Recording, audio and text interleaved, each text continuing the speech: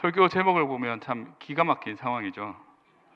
예, 보통 우리는 누군가가 나를 미워하고 칼을 간다고 하면 밤에 잠을 자지 못합니다.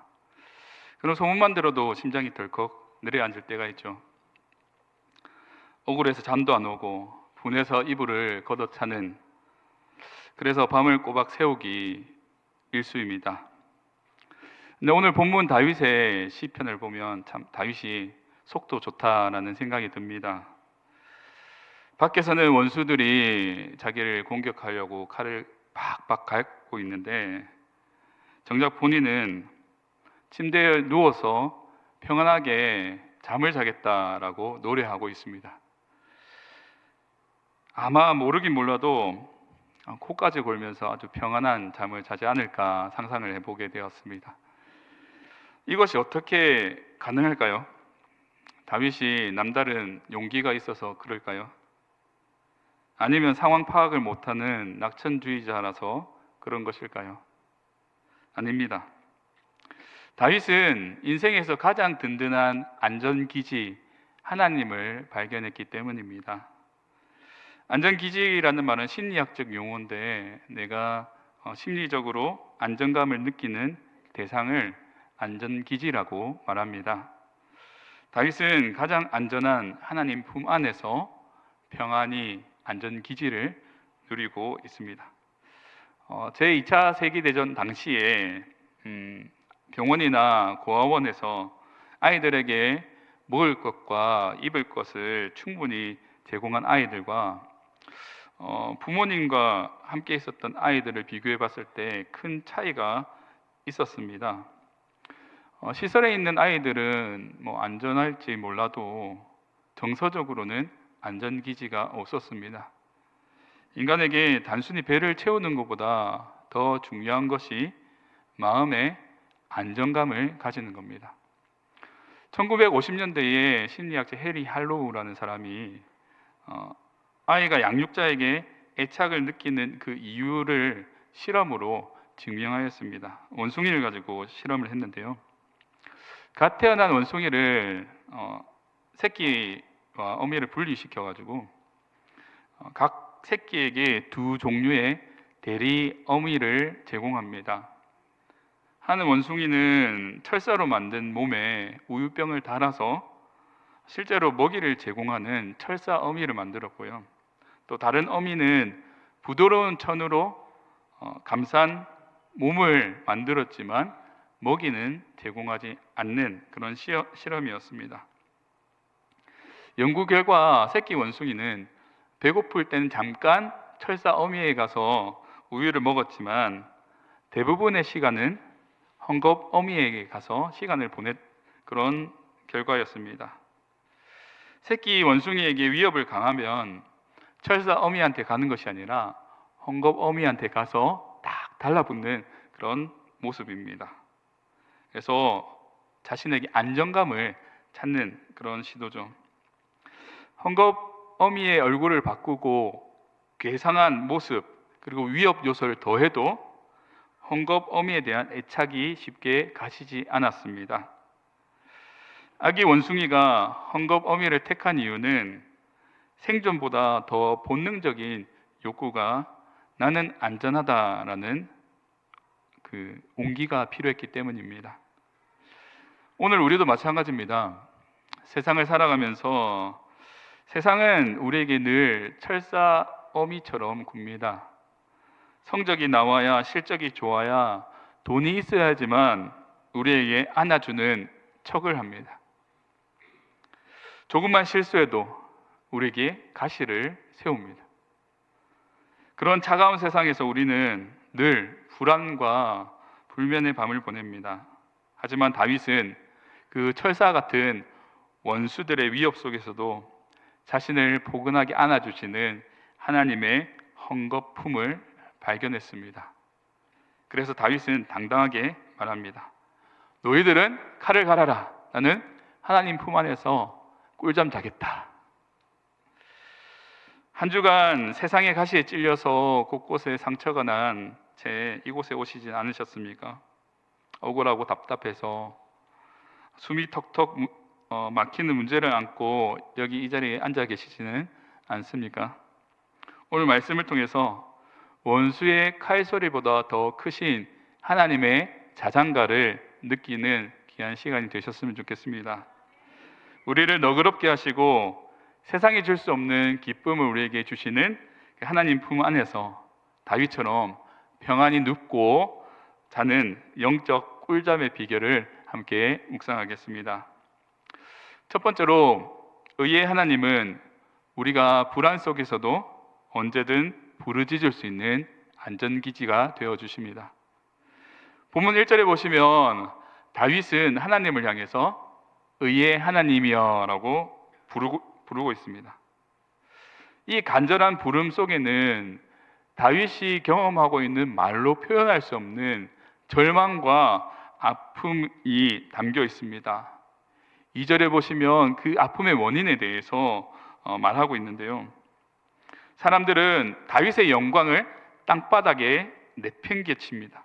욕되게 하고, 그리고 실체도 없는 헛된 일을 쫓아가면서 다윗을 모함하기 시작합니다.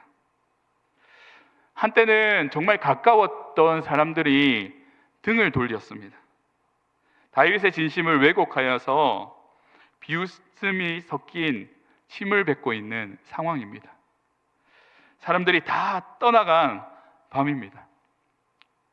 다윗의 마음은 얼마나 처절하고 외로울까요? 세상은 우리에게 마치 심리학의 실험 속의 철사 엄마처럼 차가운 얼굴을 하고 있습니다. 세상은 내가 쓸모가 있을 때, 혹은 상대방에게 무언가 이득을 얻을 수 있을 때만 우리에게 웃어줍니다. 환하게 안아줍니다. 하지만 내가 가진 것을 잃어버리거나 밑바닥으로 추락하는 그 순간 세상은 기다렸다는 듯이 차가운 금속 소리를 내면서 우리를 밀쳐내고 외면하기 시작합니다. 다윗은 그 차가운 현실 끝자락에서 인간적인 기대를 모두 내려놓고 하나님을 부릅니다. 의의 하나님이여. 다윗이 말하는 이 의는 도덕적으로 완전함을 의미하는 것이 아닙니다. 어떤 상황에서도 자신의 백성을 포기하지 않는 하나님의 변함없는 신실하신 그 의를 말하고 있습니다.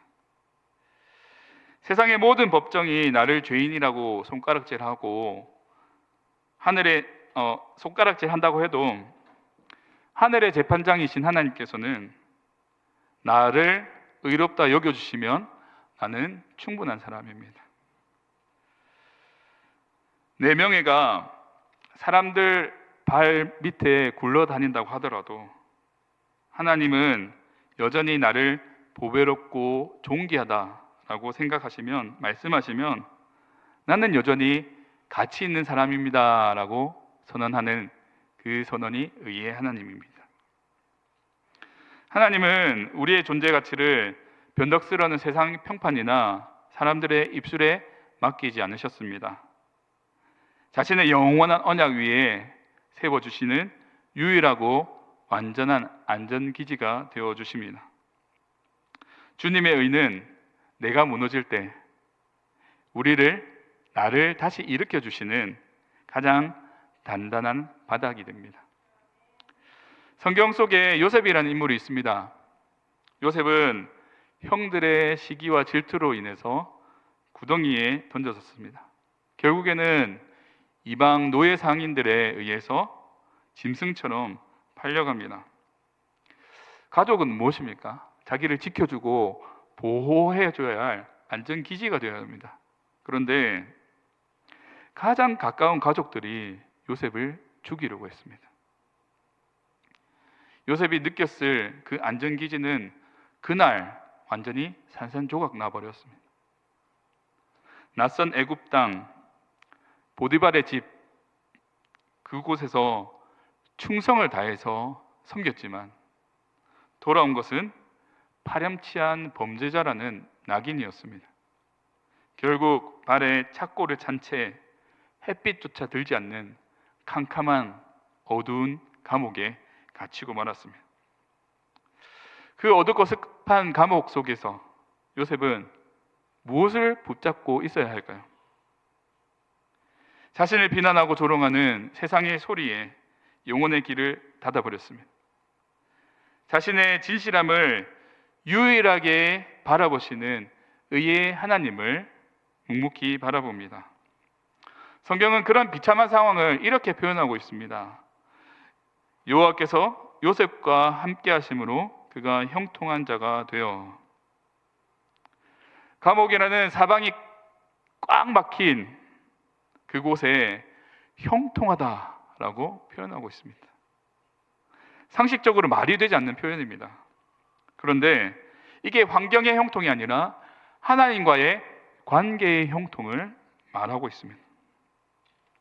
요셉은 감옥이라는 이 상황 속에서 하나님이라는 거대한 안전기지 속에 머물러 있었습니다.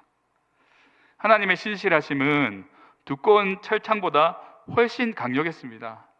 하나님의 임재는 보디발의 권력이나 바로의 왕의 위엄보다 훨씬 더 뛰어넘습니다. 요셉은 인간이 던져주는 철사 어미의 젖병과 같은 일시적인 그 위로를 포기하고 대신에 하나님의 부드러운 헝겊품 안으로 들어가서 자신의 영혼의 평안함을 누리게 되었습니다. 우리 하나님은 내가 신음할 때 그냥 멀리 계시는 하나님이 아니십니다. 가장 가까운 곳에서 나를 안아주시는 그분이 하나님이십니다. 그분은 요셉의 눈물을 닦아주시는 것을 넘어서 그 눈물을 민족을 구원할 진주로 요셉을 빚어내셨습니다. 사랑하는 성도 여러분, 우리도 치열한 삶 가운데 이런 억울함과 허탈감을 느끼지는 않았습니까? 직장에서 밤을 새워서 일을 했는데 내 공로를 누군가가 가져가 버리진 않았나요? 혹은 진심으로 친구를 위로해 줬는데 그 친구가 나의 상처와 아픔을 안주 삼아서 험담했다는 그 사실을 내가 깨달았을 때 우리는 세상은 다 믿을 수 없구나, 나 혼자구나 라는 지독한 고독감을 느낍니다. 그래서 스스로를 고립시키는 거죠. 하지만 바로 그때가 다시금 의의 하나님을 불러야 할 그때입니다. 사람들의 화려한 박수 소리에 기뻐 춤추고 차가운 소리에 절망하는 것이 아니라 사람의 평가는 안개와 같이 사라지는 것과 같습니다. 그런데 우리의 진실을 아시는 하나님의 시선은 영원합니다. 하나님은 우리가 하나님을 부르면 부재 중인 하나님이 아니십니다. 세상의 비난 소리가 커지면 커져갈수록 하나님은 노른 품으로 우리를 꼭 안아주시는 그런 따뜻한 하나님이십니다. 우리가 억울해서 잠 못 자는 그 밤에 하나님은 내 곁에서 모든 것을 들어주십니다. 깨진 명예를 수선하시고 억울함을 하늘의 보물로 바꿔주시는 분이 하나님이십니다. 사람의 입술이 아닌 하나님의 눈동자에 우리의 가치를 두시기 바랍니다. 우리가 하나님을 향해 달려갈 때 하나님은 내가 여기 있어 하고 그 부드러운 음성으로 나를 꼭 안아주십니다. 하나님의 품만이 우리의 영혼이 진정으로 안식을 누릴 수 있는 안전기지임을 마음에 새기시고 또 참된 평안을 누리며 사시는 저와 여러분이 되시기를 간절히 소망합니다. 두 번째로 하나님은 곤란 중에 우리의 마음의 공간을 넓혀 주심으로 고난을 이길 힘을 주십니다. 다윗은 1절 중반에 보시면 곤란 중에 나를 너그럽게 하셨사오니 하고 위대한 신앙 고백을 하고 있습니다. 여기서 곤란이라는 단어는 원어의 뜻을 보면 아주 좁은 골목길에 갇혀서 벗어날 수 없는 상황을 의미합니다. 마치 좁은 공간에서 벗어날 수 없는 벽면이 사방으로 둘러싸여서 내 몸을 압박하는 그 상태가 곤란입니다. 너무나 공포스럽고 답답하죠. 우리의 삶 가운데서도 이러한 비슷한 일들이 찾아옵니다. 숨이 턱턱 막히는 그 순간들이 찾아오는 거죠. 경제적인 압박 때문에 숨을 쉴 수 없을 정도도 있습니다. 자녀의 어긋난 행동 때문에 내 심장이 마구마구 찔리는 그런 아픔도 있습니다. 그리고 내 몸에 질병의 소식이 찾아올 때, 내 인생의 모든 계획을 멈춰 세울 때 우리는 고립감을 느낍니다. 절망하게 되는 거죠. 근데 하나님께서는 바로 그 곤란의 한복판에 우리를 너그럽게 하시는 분이십니다. 이 표현은 성격을 좋게 여겨주신다 이 표현이 아니라, 원어적으로 보면 이 너그럽다의 표현이 공간을 넓히다라는 뜻이거든요.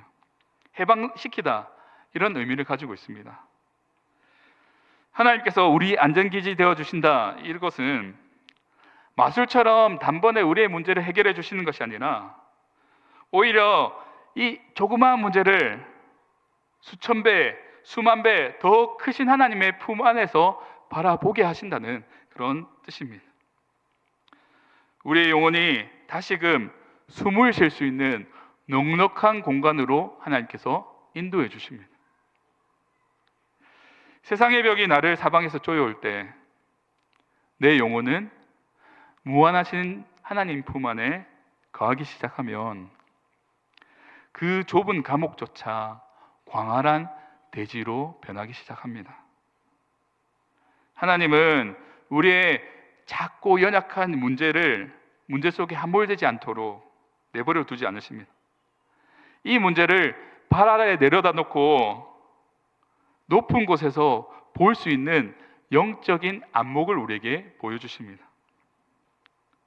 숨통이 조여오는 이 현실의 압박 속에서 다시금 하늘의 공기를 마시게 하시는 분이 바로 우리를 너그럽게 하시는 하나님이십니다.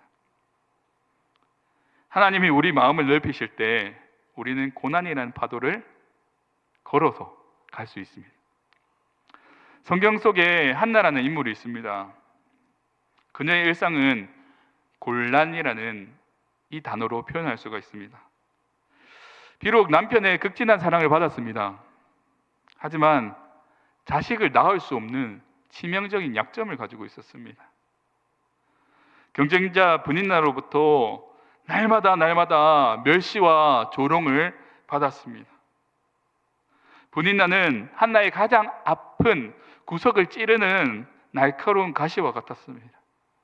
그 조롱 속에서 한나의 마음은 좁아질 대로 좁아져서 마음이 다 들어가기 시작합니다. 너무나도 괴롭고 답답한 나머지 음식이 입에 넘어가지 않습니다. 눈물로 밤을 지새웁니다. 그녀의 시야는 오로지 저 브닌나의 조롱에만 꽂혀 있습니다. 나는 임신하지 못한 여자야 라는 좁은 현실에만 갇혀 있습니다. 하지만 한나가 하나님이라는 유일한 안전기지에 머물면서 자신의 영혼을 통곡할 때, 기도할 때 성경은 놀라운 변화를 표현하고 있습니다. 가서 먹고 얼굴에 다시는 근심 빛이 없더라. 사랑하는 성도 여러분, 이 장면을 한번 상상해 보겠습니다. 한나를 둘러싼 상황은 변한 게 없습니다. 여전히 집에는 자기를 괴롭히는 브닌나가 있었습니다. 그리고 여전히 그녀의 몸은 아이를 낳을 수 없는 그런 상태였습니다. 그런데 어떻게 그녀의 얼굴이 근심빛이 사라져 버렸을까요? 그것은 하나님께서 기도하는 한나의 마음의 공간을 넓혀 주셨기 때문입니다. 문제가 해결되기 전에 문제를 넉넉히 이길 수 있는 거대한 힘이 그녀의 마음속에 생겨나기 시작한 것입니다.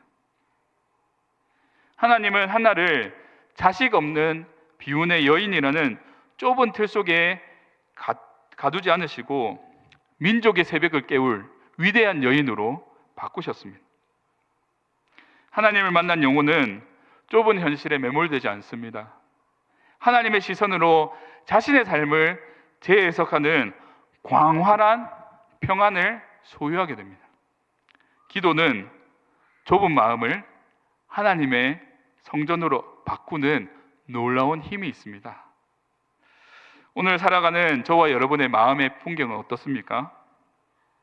당장 이번 달에 갚아야 할 카드빚, 좀처럼 나아질 기미가 보이지 않는 자녀들의 성적표, 혹은 삐걱거리는 이 대인관계, 갈등, 그것에만 정신을 집중하다 보면 우리의 마음은 어느새 겨자씨만큼 작아져 버립니다. 문제에 완전히 매몰되어서 영적인 결핍 상태에 빠지게 되면 어떻습니까? 가정에서 작은 일에도 쉽게 짜증을 냅니다. 사소한 그 한마디 말 때문에 내가 상처를 받습니다. 그래서 결국에는 절망의 늪으로 빠져드는 거죠. 내 시야가 좁아지면 내가 보는 세상도 좁아지고 그만큼 피곤하고 괴로워집니다. 그때 오늘 본문 4절의 말씀을 한번 보시기 바랍니다. 너희는 떨며 범죄하지 말지어다. 자리에 누워 심중에 말하고 잠잠할지어다. 이 다윗의 고백을 기억하십시오. 너무 다급해서 불안해서 이리 뛰고 저리 뛰어서 사람의 도움을 찾지 마시고 먼저 정적인 시간에 하나님이라는 안전기지 안에 머무시기 바랍니다. 한나가 그랬던 것처럼 나의 고통과 눈물을 정직하게 하나님께 쏟아낼 때 하나님은 나의 비명 같은 소리도 시끄러운 소음이 아니라 하나님을 향한 그런 부르짖음으로 들으십니다. 우리가 쏟아낼 때 하나님께서는 나의 좁아진 이 마음을 서서히 넓혀 주십니다. 환경은 당장 변하지 않습니다. 그런데 그 환경을 마음속에 품고도 남을 거대한 마음의 공간을 우리에게 선물로 주십니다. 사방이 벽에 막혀 있을지라도 우리는 하늘을 보면 됩니다. 우리는 살아갈 수 있습니다. 하나님은 오늘 저와 여러분의 막힌 하늘을 활짝 열어주십니다. 그 틈으로 하나님의 은혜의 생수를 우리에게 부어주십니다. 마음이 넓어지면 문제는 더 이상 감옥이 될 수 없습니다. 하나님의 임재를 경험하는 성소가 됩니다. 넓은 하나님의 안전기지에서 주님을 만나며 은혜를 경험하며 살아가시는 저와 여러분 되시기를 주님의 이름으로 축복합니다. 마지막 세 번째로 하나님은 환난 중에서 세상이 줄 수 없는 기쁨을 부어주심으로써 우리를 안전하게 살게 하십니다. 다윗은 시편 오늘 본문의 절정인 7절에 보시면 정말 눈부신 신앙의 고백을 합니다. 7절을 다 같이 한번 읽어보겠습니다. 주께서 내 마음에 두신 기쁨은 그들의 곡식과 새 포도주가 풍성할 때보다 더하니이다. 우리가 세상 사람들이 언제 안전하다고 느낄까요? 창고에 말씀을 빌려서 설명을 하면 창고에 곡식이 가득 쌓이고 새 포도주가 풍성할 때 안정감을 느낍니다. 좀 바꿔서 얘기하면 통장의 잔고 숫자가 늘어나고 하는 사업이 잘 될 때 마음의 안정을 느끼는 거죠. 이제는 살만하다, 안전하다라고 세상은 그렇게 느낍니다. 근데 다윗은 어떻습니까? 그 물질적인 풍요, 세상적인 조건, 그 기쁨보다 하나님이 내 마음에 기쁨을 심어주신 그 기쁨이 훨씬 더 큽니다 라고 지금 고백하고 있습니다. 세상이 약속하는 이 평안은 철저하게 외적인 조건에 매여 있는 조건의 평안입니다. 비가 오면 금방 젖어버리죠. 강한 바람이 불면 쉽게 날아가 버릴 그런 평안입니다. 상황이 바뀌면 순간 사라져 버리는 그런 평안입니다. 하지만 하나님이 주시는 평안은 어떻습니까? 나의 어떠함과 환경과 상황 아무 상관없습니다. 그저 하나님이 나에게 주신 존재의 평안입니다. 천지를 만드신 하나님이 내 아버지가 되십니다. 그분이 나의 영원한 안전기지가 되어주십니다. 그 사실 하나만으로 나는 평안을 누리게 되는 거죠. 이것은 밖에서 주어지는, 그리고 안으로 스며드는 일시적인 기쁨이 아니라 우리 영혼의 깊은 곳에서 샘솟듯 일어나는 생수와 같은 기쁨입니다. 다윗은 이 기쁨으로 8절에서 이렇게 고백합니다. 내가 평안히 눕고 자기도 하리니 나를 안전히 살게 하신 이는 오직 여호와시니이다.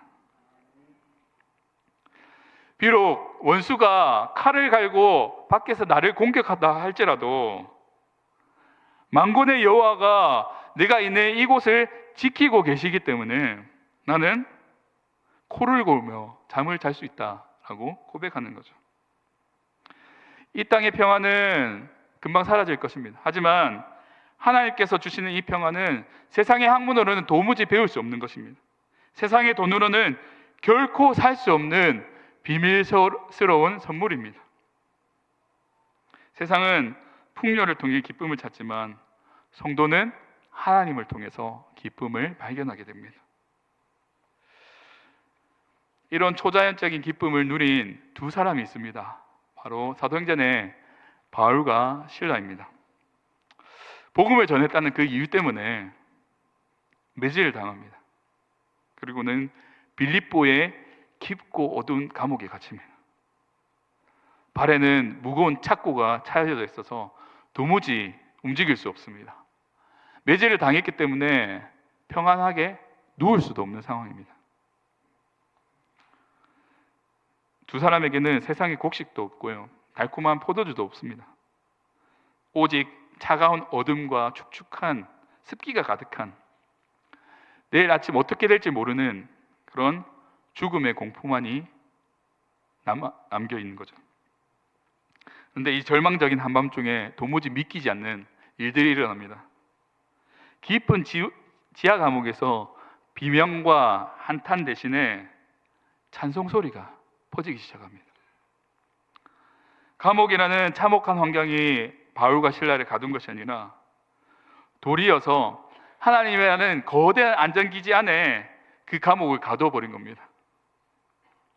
하나님은 그 참혹한 밤에 세상에 그 어떤 풍요도 줄 수 없는 하늘의 신비한 평강을 부어주셨습니다. 그 평안이 얼마나 기적과 같은 일인지 땅이 흔들리고 옥문이 활짝 열리기 시작했습니다. 그런데 진짜 주목해야 할 점은 옥문이 열린 사건이 아닙니다. 옥문이 굳게 닫혀있고 육신의 고통이 극한에 달했을 때 이미 바울과 실라는 하나님께 찬송을 불렀다는 이 사실이 정말 기적입니다. 감옥 안에서 하나님의 품 안에서 평안히 눕고 잘 수 있는, 세상이 줄 수 없는 평안을 바울과 실라가 누리고 있었습니다. 사랑하는 성도 여러분, 무엇이 있어야 여러분이 행복하시겠습니까? 얼마나 더 많이 가지셔야 안정감을 느끼시겠습니까? 세상이 자랑하는 곡식과 포도주는 영원하지 않습니다. 그것들은 때로는 우리를 허무하게 배신하기도 합니다. 소리 없이 도둑맞기도 합니다. 하지만 주님께서 친히 여러분의 마음속에 심겨주신 그 기쁨은 누구도, 심지어 사탄 마귀도 빼앗을 수 없는 하늘의 유산입니다. 세상이 줄 수 없기에 세상이 뺏을 수도 없는 그런 놀라운 기쁨입니다. 오늘 피곤한 밤 몸을 누이고 잠자리 드실 때 시편 8절, 오늘 본문의 8절을 한번 믿음으로 선포하시기 바랍니다. 내가 주님 안에서 평안히 눕습니다. 이것은 오직 하나님 덕분입니다. 내일 모든 염려도 하나님께 맡깁니다.